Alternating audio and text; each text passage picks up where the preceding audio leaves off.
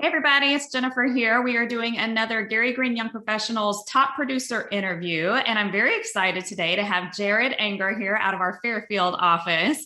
I knew you were a newer agent. I did not realize that you were as new as you Yeah. are. So Yep. today, this will be awesome for all of our agents that are like a year or less in the business, looking for ideas and ways to get going. So I'm just curious, what did you do before you got into real estate? Yeah. Well, first off, absolutely. Thank you so much for having me here. What I did before real estate, well, not only am I a new agent, I'm a pretty young guy. I'm 23 years old. Mhm. So I was in college before I did real estate. I graduated college in August and then jumped into real estate in October. So this is your So pretty first much, yeah. career, first. First career, I'd done some internships in finance leading up to my graduation, and I pretty much quickly realized that finance was going to be not exactly what I wanted in life. I was looking for flexibility, the ability to control my own business, and to do some of the pretty innovative marketing things that I wanted to try. And finance was going to be very in the office and cut and dry. And right after graduation, I was thinking, this is the best chance to try something new. And Yeah. so I jumped in and I've had a lot of success so far. Smart. And the average age of a realtor is, I think, 52, Yep. 54. That's what So, I've heard. and for a lot of people, it's a second career. Oh They yeah. had a job, and then when were getting close to retirement or they tried something. I mean, for me, it was a second career. I was a teacher first. And I feel like we're seeing more and more young people get into it right out of the bat. Do you feel like that work? Does your age ever work against you? Do you feel like when you're helping people with a very big financial asset? Yeah. Well, to jump back to what you had said, the average age definitely is somewhere in the 50s. Average realtor, second career. So for a lot of people, that means their sphere is coming from that professional side. Mhm. So that was something that I didn't have. So I wouldn't say that my age or my lack of experience hinders my ability to help somebody with a home purchase. I just think it hinders my ability to find people who are qualified to buy a home from my sphere. At Mhm. least that's my experience. But I've never had a prospect or a client say, "Oh, you're too young," or "Hey, have you even bought a house before?" So that's never come up. That's what I wondered. I wondered if anybody was said like, "Really? Or you're old Yeah, enough to no, sell me a house?" not at all. And my clients' age ranges are so huge. My oldest client just turned 92 years old Mhm. last week. My Mhm. youngest client is 22 years old. Mhm. So it's a full range in there. And Mhm. I've never had any pushback whatsoever. I've always found that people that gravitate towards me are excited to work with me, and Mhm. they understand that I'm young and they appreciate that in many ways. Well, that's great. Yeah. So you mentioned, I know like a lot of your friend group, a lot of my business comes from my peers, and they're kind of in that phase of life. They got kids, maybe they're upsizing. Your sphere is younger, maybe it hasn't even bought their first house yet. So where are you finding most of your business since it's not sphere related? Yeah, that's a great point. So that's exactly what I realized in October. I took a step back, and most of the advice that I had gotten or that I had found on YouTube or that I had done research to get, all this advice was saying, nail down on your sphere. That's where the best leads are going to come from. Mhm. And don't get me wrong, I think the best leads do come from your sphere. But when I was looking at my sphere, I said, okay, I just graduated college. Most of my friends are still in college. The ones who have graduated just graduated into the worst global pandemic we've ever seen. They're Yeah. Oh, living I at didn't home. think about that. Yeah. Yep, they're living at home. So my friend group is not qualified for a mortgage. They're not able to get homes. It's not going to Mhm. happen. So then I started thinking, well, what about professional connections? Well, I'd done some internships, but those professional connections are going to see me as an intern. They're not really going to look to Mhm. me in that way. So we can rule those out. And then I started thinking about my family sphere. And I'm initially from Atlanta. We've lived in Texas for a couple years. So That didn't help. that's not going to help. So I started thinking, I don't really have a sphere at all. So now I have to find ways to be innovative, and I need to find clients who I can build a relationship with in a very rapid way. So I can build, 3 years of rapport as quick as possible, have Mhm. that trust relationship with them like I would in my sphere, and then be able to, get them to be interested in purchasing real estate. So I started thinking, what's the best way to do that? And for me, the answer was pretty obvious. Do exactly what I know, what I've known my entire life, which is social media. Mhm. When you're 23 years old and you've grown up with this, this becomes your life. And so I started leveraging social media really, really hard. And now about 90% of my business comes completely from social media. Mhm. So completely cold leads. And that's why I definitely want to talk about social media when we have you on here today. And then also just because, you know, I've been in the business 11 years now, and so many coaches, and when you go to these training programs, they're like, work your past clients, referral base, work your sphere. And when you're new, you don't have that. Like you have to go out and find business somewhere. So, so social is a great place to start. So why don't you talk about some of the things you did early on to kind of get that social game going? Yeah, exactly. So the first thing I did when I was brand new, I wanted to get information about all the new communities that were popping up. So I went to all the model homes in my area. I went to model homes that weren't even in my area, drove all around, talked to as many builders, as many sales reps as I could, got all the information. And I started thinking, wow, these homes are beautiful. And there's got to be areas of Texas that aren't experiencing homes like this. So I should film these homes and just share them. And that's exactly what I did. So my first thing was leveraging my already existing social media, which was Instagram. So I started filming these homes and just posting them on my story. And I was getting really, really good engagement.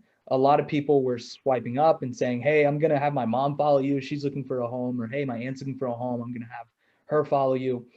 So that was my way of activating my sphere without having to cold call my friends who are living at their parents' house, asking if they have friends or family that want to buy or sell real estate. So first thing there, I think for any new agent is leverage your already existing. And that's super basic. Like just start posting your stories. Like that's not even anything complicated.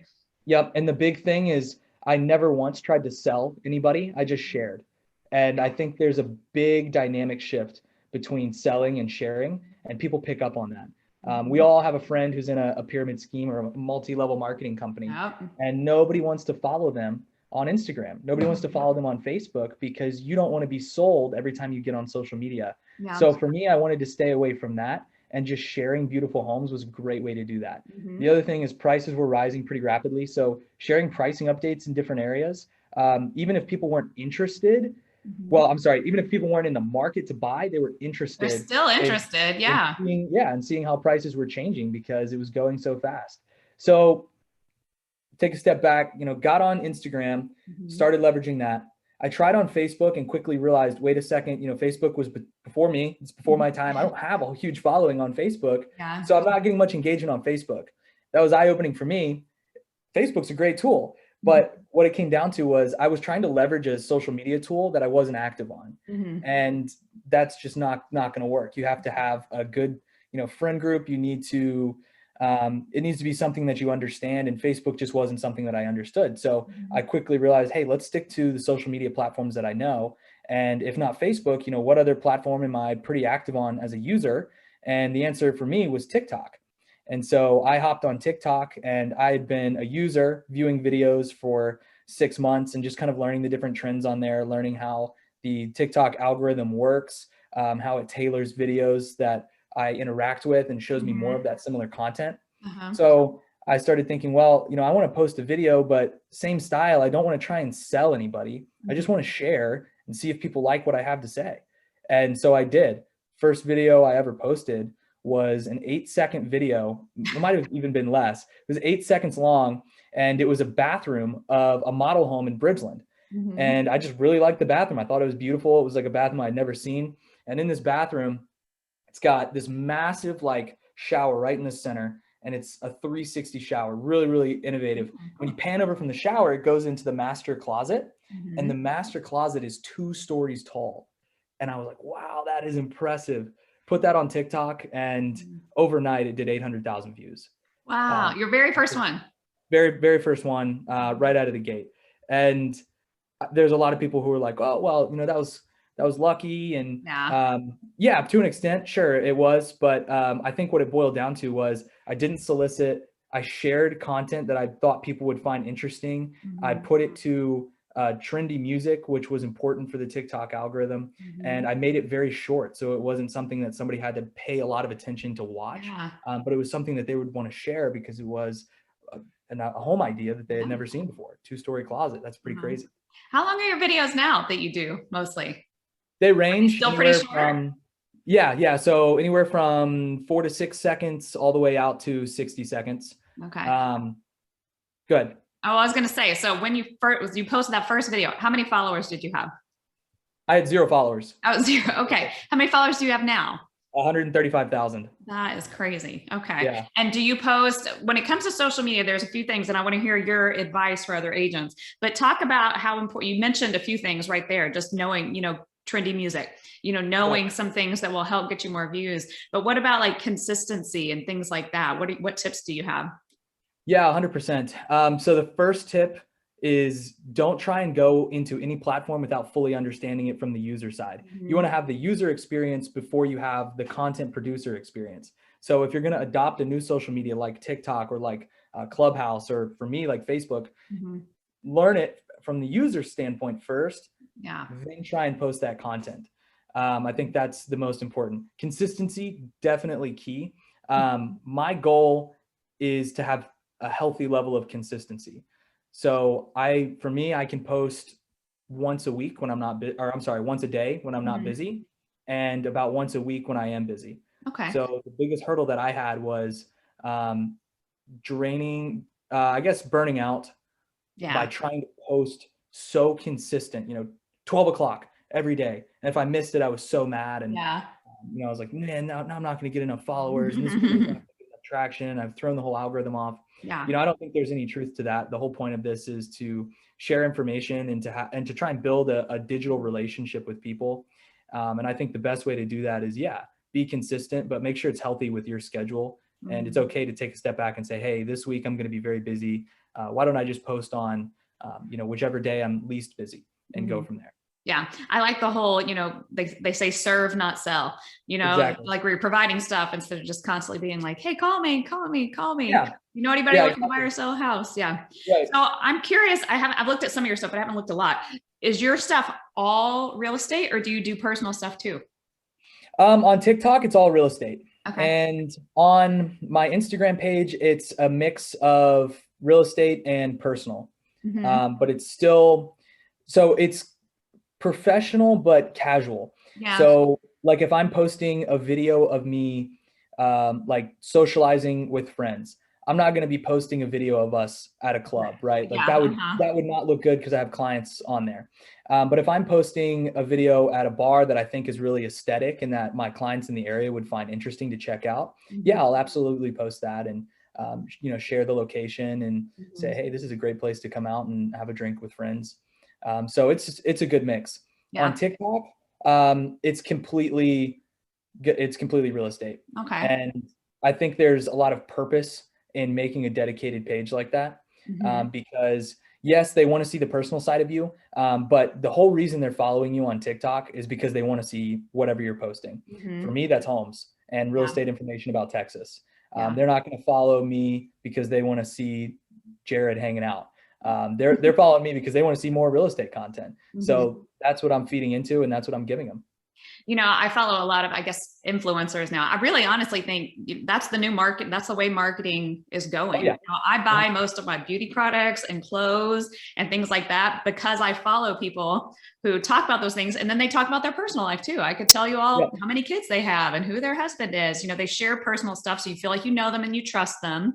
And then when they say, oh my gosh, I just tried this new product and it was awesome, like I swipe up and buy it because you kind of built that trust. So, but that's interesting that on TikTok, it's not necessarily the same formula. Yeah. So let's talk about that for a minute, because I think what you just said is really important. You follow a lot of influencers and you feel like you know their entire life. They built a trust relationship with you and have never had one single conversation with you. Yeah. That is exactly what's happening on TikTok right now. And it's happening on Instagram if you're able to leverage it properly. I am now able to build a trust relationship with a large amount of people in a sense that I wouldn't even be able to do with my own sphere. It would take years to build that level of trust relationship. I can get people to a point where they feel like they know me, they feel like they trust me, and they already want to work with me without ever having a single conversation. And the way I do that is, I post real estate videos, but I incorporate a good part of my personality in all of those videos. And I think it comes through very vividly. So, I'll crack jokes when I'm filming. I do pretty engaging voiceovers. So there's, I'm still being serious, but I'm being lighthearted at the same time. So they get a sense of who I am, and they still see that I'm an expert in the space without being too sales oriented about the process. It's okay to have fun. Yeah, exactly. I crack a lot of jokes too. I'm like, people like to laugh. It's okay. Yeah. People want to work with people. They don't want to work with, a salesman or a saleswoman. They want to work with somebody that they trust and like, and want to spend a couple months with in this market searching for homes. Yeah. But I do think the traditional, print marketing, I think that stuff it's going to get replaced by this. You show me an ad for something, I'll scroll right past it, but I can be influenced Exactly right. to buy a lot of things. So I do think that's definitely something to keep in mind while you're doing this stuff. So how do you get, I know some agents, they post a lot and they get a lot of interaction. How do you get them off social media and into your sphere or your CRM, or turn them into a client? Yeah, so there's two ways that I do it. One, there's a link in my bio that they can click. And in that link, it gives them sublinks that they can go to different things that I'm affiliated with. So you use Linktree for that? Yeah, it's a Linktree. That's what I use too. Yeah, that's the way to go. So it sends them to my YouTube, which, hopefully is going to be launching this month. It sends them to my Instagram. And then it says right at the top, schedule a call. And when they click this, it goes to an app called Calendly. And okay. Calendly allows our schedules to be coordinated. So Calendly free, or do you have to pay for it? It has a free option and a paid option. I don't pay. I use the free version. Okay. It basically allows me to schedule one type of event, which is a new home consultation is what I've called it. Mm-hmm. And so Calendly reads their calendar, it reads my calendar, and it finds times that would be good for both of us. And I can set these times within my schedule and say, hey, I'm only taking calls 12 to 5 p.m. or something like that. Mm-hmm. So they schedule a call with me, I get the notification, and we take that call usually the next day. And now they're pretty much booked as a potential client. And, from there, it's all on me to actually convert that person. Yeah, to follow up. And exactly. And that's the real estate bread and butter right there, is going to be the follow-up and how you nurture those leads. Mm-hmm. The other way is that I use the platforms that they trust the most to communicate with them. So if somebody shoots me a DM, it's a good tip. I'm not going to say, hey, give me your email. Yeah. Because they clearly trust DM, or else they wouldn't have DM'd me. Mm-hmm. I think I've sold 2 houses without ever having the person's phone number or email. Really? Yeah, just completely through DM. And, a lot of my clients, because of TikTok, are relocations. Uh-huh. So most of my business is coming from California and New York.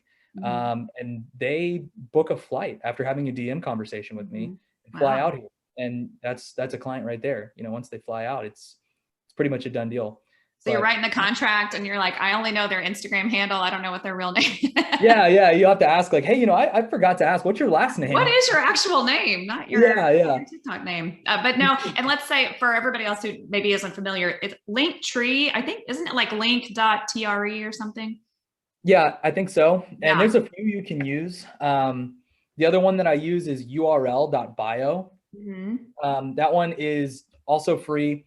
And I think it's pretty customizable as well. So there's a lot of those options, but the link in bio stuff is really, really important because it allows the person to opt into having that conversation versus you trying to beg them to have that conversation. Yeah, no, I like that too. And if they're legit, then they'll actually schedule a call, as opposed to, if they're just scrolling or sending you messages. So it can help you narrow it down too, to who the real buyers are. So let's talk, since we're on social, any apps, things you use for video editing, anything you want to share? So it's going back to understanding the platform that you're posting on. Mm-hmm. If you are posting on a platform like Instagram and TikTok, you have to think, what is the most important thing on Instagram and TikTok? And that is high quality and crisp visual. Yeah, high quality visuals. Those are visual platforms. Mm-hmm. Really, really important to understand, which means if you have low quality visuals, it's not going to do well. There's just no way around it. It's a visual viewing platform. So the most important thing, you don't need a professional camera to shoot professional photos. Mm-hmm. Your iPhone is going to do it perfectly. The new iPhone 12 is better than any $4,000 camera you could get right now. That's it. That's exactly what I use. Uh-huh. So this thing will shoot better than the best camera you could find. I Okay. promise. Unless you want to spend $20,000, your iPhone's going to do it perfectly. So that's step number one. The phone in your pocket will do everything you need it to do. The other thing is just making sure that you understand what's going to convert well on the platform. So being a user and understanding that user side. If you're posting on Instagram, don't cover the picture with words. That's not going to work. It's a visual platform. So that goes back to being a user and saying, you know, hey, I wouldn't want to see a picture that's completely covered with words because then I can't see the picture. Yeah. Same with TikTok. TikTok is a video viewing platform. You can't post pictures on TikTok. It's not going to work. It's a video platform. It'd be like posting pictures on YouTube. It wouldn't make any sense. So you have to kind of tailor your content. If you're posting on Instagram, you can post videos, you can post pictures. If you're posting on TikTok, you can only post videos. On the editing side, TikTok allows you to edit inside of the app natively. And that editor is impressive. That will do everything that you need it to do. Okay. If you want to actually pay for an editor, you can get Adobe Premiere Rush, which is an app you can download on the phone. I think it's a couple bucks a month. That one's pretty good as well. But if you're looking to just get started on TikTok, easiest thing you can do is just pull the phone right out of your pocket, film a couple quick videos, throw it into TikTok and edit it in there, and you're good to go. That's a video right there. Okay. Awesome.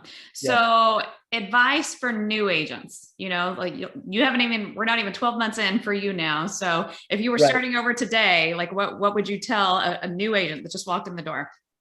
So the first thing I would say is understand where your position is in life, because everybody's in a completely different position. There's some people who are in their 50s on a second career and their sphere is going to work perfectly for them. But communicating with that sphere on social media can be really important too. So you can still use social media tips to communicate with your sphere without the goal of trying to get cold business, just to share with your friends. If you are a newer agent and you're in my position where you truthfully don't have a sphere that you can really leverage, cold business might be the best option for you. So it's going to come down to getting out there and posting a lot of content. You got to remember, you're not just trying to share with your friends now. You're trying to share with as many potential friends as you can find. So you might have to be producing more content than somebody who's just sharing to their sphere. Okay, makes sense. So I think what it comes down to is, just understanding where you're at and where your time's going to best be spent. So social media is fun, but it's a grind. You know, there's a lot of work that goes into it. It's very tedious. There's some heartbreak in there when you put a lot of passion into a post. You know, you spend an hour or something editing a video and you put it up there and you get like 100 views and you're like, oh man, like the last one did a couple thousand. So that's a bummer, but that's going to be it. That's what it's going to come down to, is just understanding where your time's best spent. So, and growth, you know, because I know that's what a lot of people on those things like, well, I got to get more followers, you know, I got to get growth. I mean, you haven't paid for any followers. You haven't, like, it's just all been organic. All organic. I've never paid for any ads. I've never paid for really anything on social media. I've run Facebook ads before and I found them to be very ineffective. All the leads that I got from Facebook ads were not really interested in having a conversation with me. In fact, when those leads came in and I reached out, they were usually very mad that I had reached out. Which is funny to me. I'm like, but you put your information in. Yeah, exactly. And they'd be like, well, how did you get my phone number? It's like, well, remember when you typed it in to exactly. But, anyway, so I've run ads. I found them very ineffective. I've shared content and I've gotten all my clients from them, from sharing content. And I found that to be really, really successful. So kind of to go back to what you were saying about if you're a new agent, you know, what do you do? If you have a really powerful sphere, I would, you know, jump on that first and foremost, because your sphere can help you not only get business, but they can help you grow on social media and get those followers first by sharing your page. So when you post something, your friends, you know, if they're really trying to support you, they can share that post and it'll spread it to their network. So that's a good way to do it. TikTok has great organic reach, which means no hashtags, nothing tagged at all in the video, and it will reach people who are not affiliated with you. That's organic reach, just simply throwing content out there and it'll hit a random person's timeline or feed. That is probably the most powerful part of TikTok. It's one of the only social media platforms left that has organic reach, but it's important to understand how to maximize that organic reach. And that just comes down to being a user and really just absorbing what does well on that platform. And that can be said for any platform that has organic reach. LinkedIn has great organic reach. Yeah. If you're an active user on LinkedIn, you can really, really spread some posts pretty quick. Mm-hmm. I've seen posts that hit, 50,000 likes in a matter of hours. And it's just because whoever posted it had a really good understanding of what's going to work on LinkedIn, what's going to convert, and what's going to spread. Yeah. So across And all I think social people media. can get overwhelmed too, because when they first start, they're like, well, there's LinkedIn, there's TikTok, there's Instagram, there's Facebook, Right. there's, like you said, there's Twitter, there's Clubhouse. Mm-hmm. I mean, I heard you mention before, like you just focused on the two, on Instagram and TikTok. You don't need to be everywhere. Yeah, exactly. I'm not on Twitter. I was on Twitter when I was in high school, and it was a lot of drama when I was there, and so I got rid of the app. And I think there's a lot of utility in Twitter for business. There's Dallas realtor named Ben Wegman. He's kind of the role model for young guys in the business, and he grew a couple 100,000 followers, and he does all his business off social media now. And so you can do a lot on Twitter, but for me, it was using the platforms that I know the best. And I'm only a user on 2 social media platforms, and that's TikTok and Instagram. Yeah. That's what I know. That's what I'm going to post.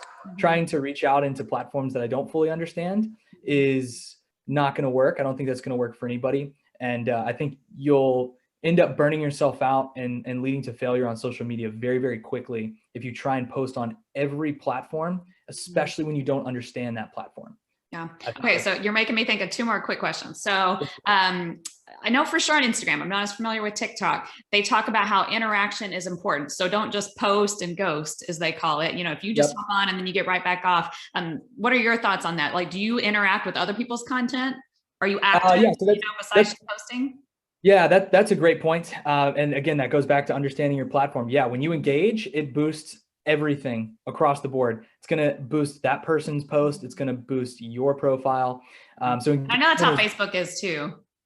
Yep. Engagement is the number 1 driver across all social media platforms for the most part. And how they measure engagement is what's different between those platforms. So if you're posting on TikTok, you need to respond to as many comments as possible, because every comment, even if it's a reply, counts as 1 comment. So if somebody comments and then I reply, now my post has 2 comments, right? So it's going to just continuously do that. Obviously, it won't double every time, but you'll continuously add comments by replying.